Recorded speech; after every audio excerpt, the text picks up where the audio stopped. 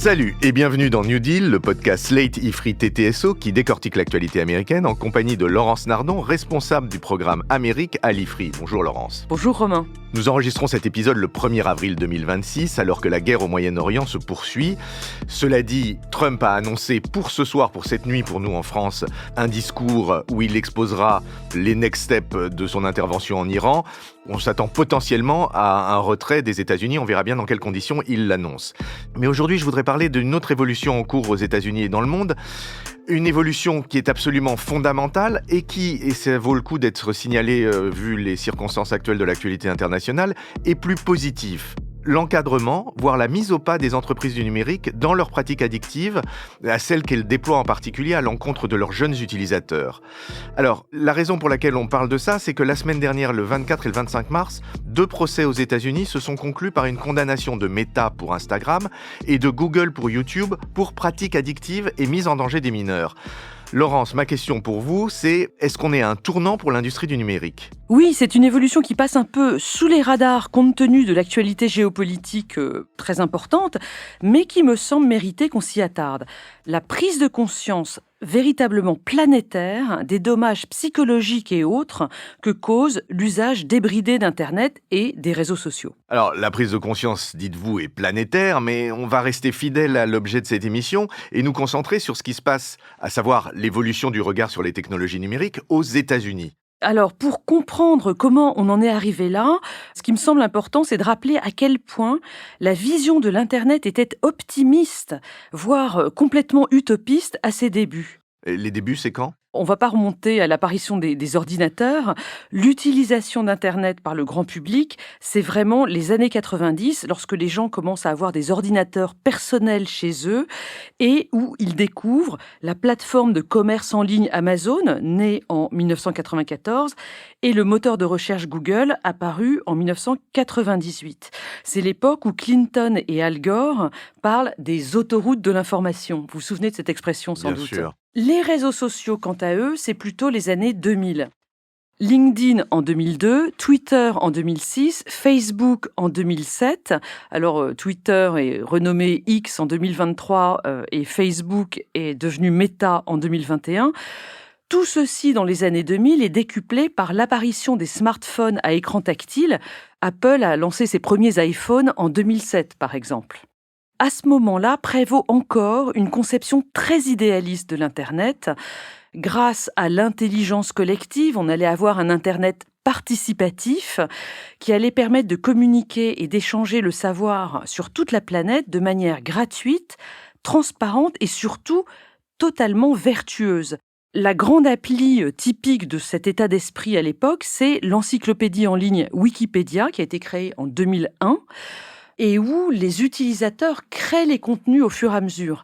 Alors, ce qu'il faut dire sur Wikipédia, ce dont on se rend compte aujourd'hui, c'est que la raison pour laquelle ça marche, c'est qu'il y a une très bonne modération des contenus. On ne peut pas laisser en ligne une page conspirationniste très longtemps. Oui, l'Internet, c'était bien parti avec des promesses merveilleuses pour l'humanité entière. Comment est-ce qu'on en arrive à une vision plus négative et à une vision plus restrictive de l'activité des géants de cet Internet, justement ? Ce qui s'est passé, c'est que parmi ce développement prodigieux d'Internet qui a véritablement changé toute notre vie quotidienne, il y a 2 évolutions qui ont été particulièrement néfastes. La première, c'est tout ce qui tourne autour des manipulations politiques en ligne. Elles ont été révélées au grand jour avec les élections américaines de 2016, la campagne Trump contre Hillary Clinton, mais elles sont apparues aussi dans d'autres pays, notamment chez nous en Europe. En gros, on parle des ingérences russes à base de fake news et de thèses conspirationnistes en ligne. En l'occurrence, en 2016, c'était la Internet Research Agency, une filiale du FSB qui est établie à Saint-Pétersbourg. Lors de cette campagne de 2016, il y a eu aussi le scandale Cambridge Analytica. Là, c'était une firme politique embauchée, alors non pas par les Russes, mais par la campagne de Trump, qui avait réalisé un micro-ciblage de 75 millions d'électeurs américains en récupérant leurs données grâce à Facebook. On pense que ces ingérences russes et ce marketing politique ultra ciblé de Cambridge Analytica ont eu un véritable impact sur le résultat de l'élection américaine. Ça, c'est la première évolution. La seconde, c'est tout ce qui tourne autour des atteintes aux individus. Les plateformes numériques ont mis en place délibérément des mécanismes de captation de l'attention. Alors, je vous cite les principales. Le défilement infini, ce qu'on appelle le infinite scrolling. Vous pouvez rester sur votre téléphone des heures, ça ne s'arrête jamais. La mise en lecture automatique des vidéos, les notifications super fréquentes toute la journée, ou encore les mécanismes de validation sociale tels que les likes qui sont utilisés quasiment par toutes les plateformes. Tout ceci génère une addiction chez les utilisateurs. Et alors, que sait-on des dommages causés par cette addiction, et en particulier sur le public jeune ? On commence à en avoir une idée assez précise. Chez les tout-petits, par exemple, quand vous voyez un petit de 3 ou 4 ans qui est totalement plongé sur sa tablette, eh bien, ce qu'on sait, c'est que ça réduit la capacité de concentration, la capacité d'attention, et ça crée d'énormes troubles de l'apprentissage. Sur les tout-petits, il faut vraiment souligner ici qu'il y a en plus un aspect social, sociologique. On sait bien que ces troubles de l'apprentissage vont être particulièrement graves chez les enfants issus de milieux défavorisés, ceux où le capital culturel est beaucoup plus limité. Oui, le concept de capital culturel, c'est un concept bourdieusien qui désigne le fait qu'effectivement, il y a une très grande inégalité entre les enfants de bourgeois et les enfants de milieux populaires dans cet accès à la connaissance et dans cette espèce de passage de la connaissance par capillarité entre les générations des parents et les générations des enfants. Je ferme la parenthèse. Donc ça, c'est pour les tout-petits. Chez les ados, c'est plutôt la santé mentale qui est affectée. Et notamment chez les jeunes filles, scroller sur TikTok ou Instagram génère des troubles de l'image de soi. Et là-dessus, on a des preuves, puisque des rapports internes de Meta ont fuité en 2021-2022, des rapports qui expliquaient qu'Instagram pouvait aggraver la dépression chez une jeune fille sur 3, ce qui est quand même très important. Il y a aussi sur le public adolescent des phénomènes de cyberharcèlement qui peuvent avoir des conséquences très graves. Là-dessus, un certain nombre d'études du CDC, le Center for Disease Control, qui fait des études de santé aux États-Unis, font le lien entre un usage important des réseaux sociaux et le taux de suicide chez les adolescents.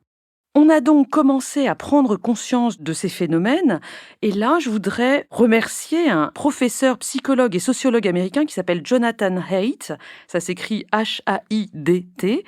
En 2024, il a publié un livre qui a vraiment eu beaucoup d'impact, The Anxious Generation. Il est d'ailleurs traduit en français, La génération anxieuse, comment le grand bouleversement de l'enfance provoque une épidémie de maladies mentales.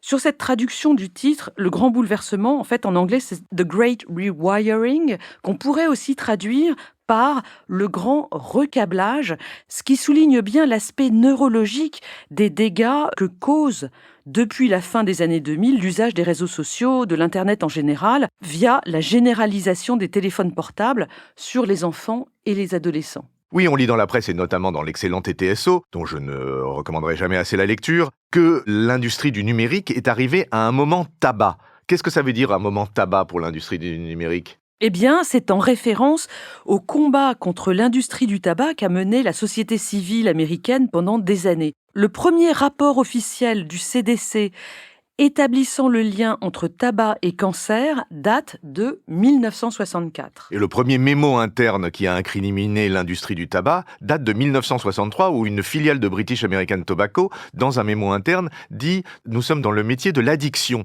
Donc il reconnaît le caractère addictif qu'il niera jusqu'à la fin des années 90.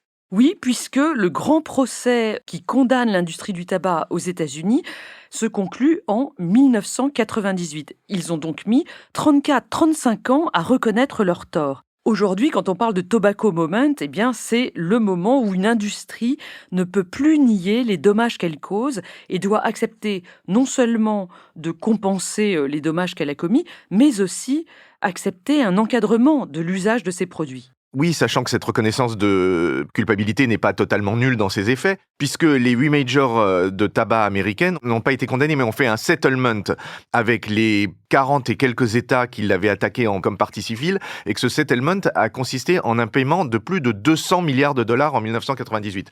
Donc on est sur une énorme enveloppe de pénalités quand même.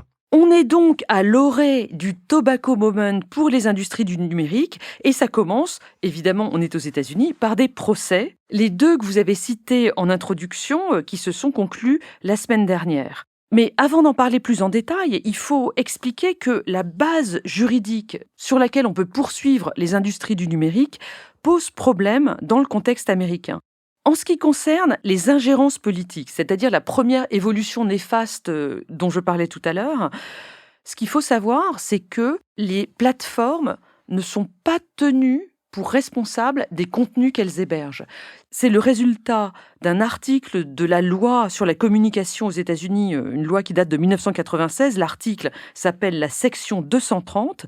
Et en gros, cette section explique que, contrairement à un éditeur de journal ou un éditeur de livre qui est responsable de ce qu'il publie, les plateformes ne sont pas considérées comme responsables, ce sont les créateurs de contenu eux-mêmes qui sont responsables.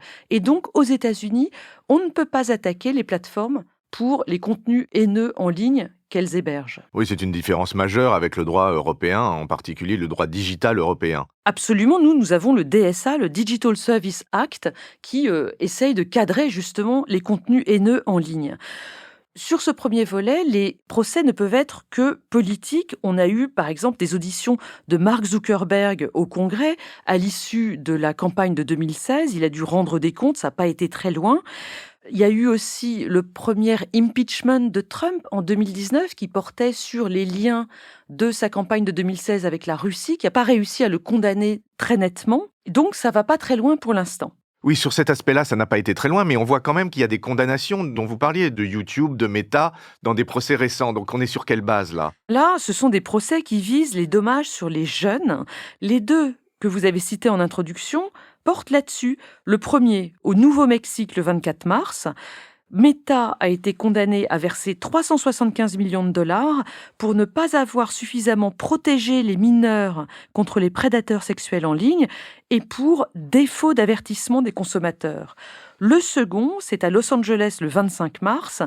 Un jury a condamné Meta et YouTube à verser 6 millions de dollars dans un procès portant sur le caractère addictif et nocif de leur plateforme pour les jeunes utilisateurs. Bon, enfin, qu'on parle de 375 millions de dollars ou de 6 millions de dollars qui sont d'ailleurs partagés entre Meta et YouTube, les montants sont absolument ridicules.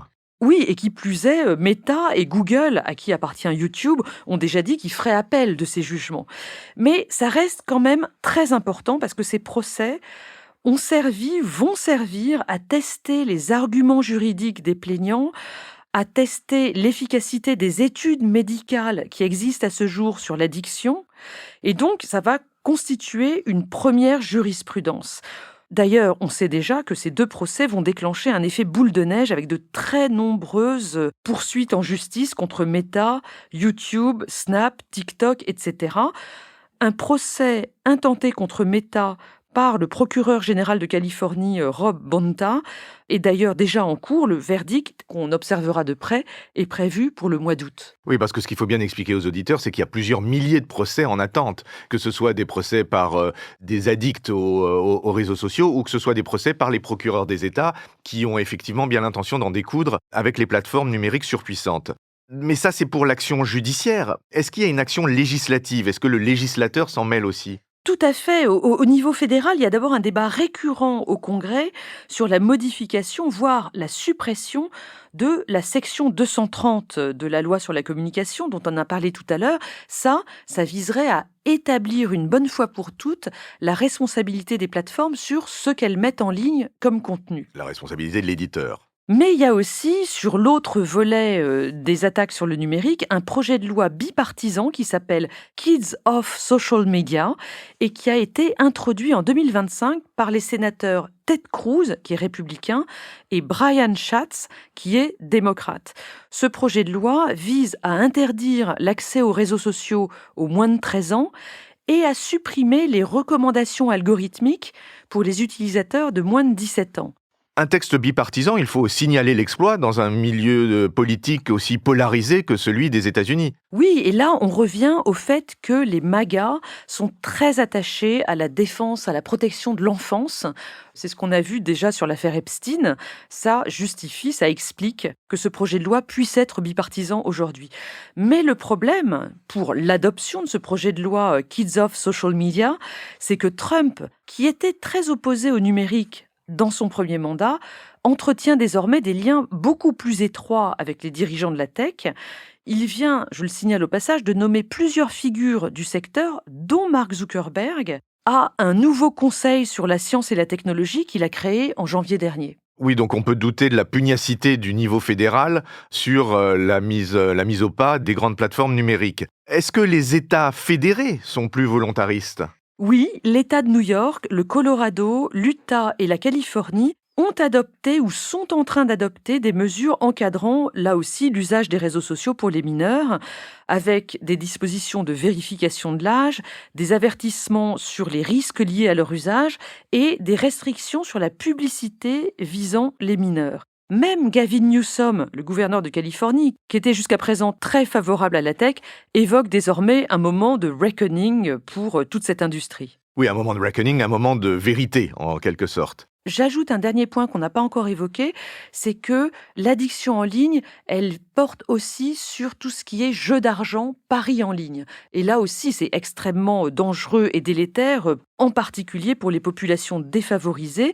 Et là-dessus, ce sont les législateurs du Colorado qui agissent pour chercher à encadrer tout ce qui est paris en ligne.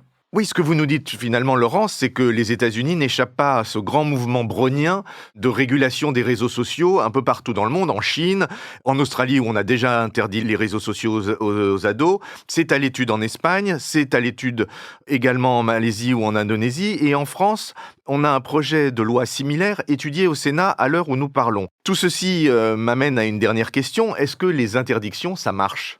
Vous parlez des interdictions sur les ados. Est-ce qu'ils vont tricher ou pas ? Est-ce que leurs parents surveilleront ? Là-dessus, je voudrais dire que d'abord, les lois, les régulations qu'on évoque ne prévoient pas seulement ces interdictions pour les utilisateurs, il y a aussi tout l'encadrement des pratiques des plateformes elles-mêmes. Et là-dessus, elles ne pourront pas y échapper si la loi est posée. Mais en ce qui concerne l'interdiction des réseaux sociaux, je pense que ça peut fonctionner pour une partie des personnes visées.